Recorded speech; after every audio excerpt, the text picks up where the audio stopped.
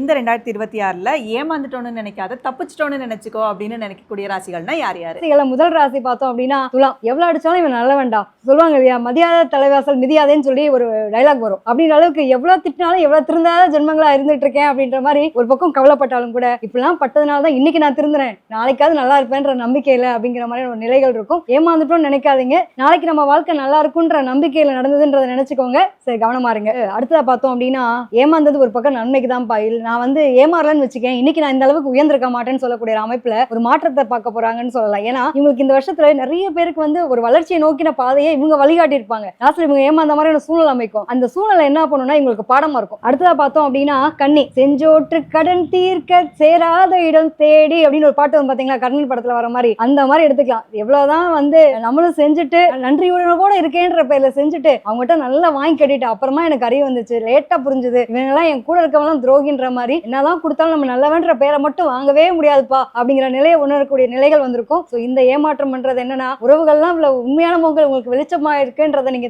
உங்களுக்கு தெரியக்கூடிய காலகட்டம். ஸோ அதை நினைச்சு வருத்தப்படாதீங்க. ஏமாறலங்க, ஏமாற்றத்தை வந்து பார்த்ததுனால நீங்க உயர போறீங்கன்றதுக்கான அர்த்தம்.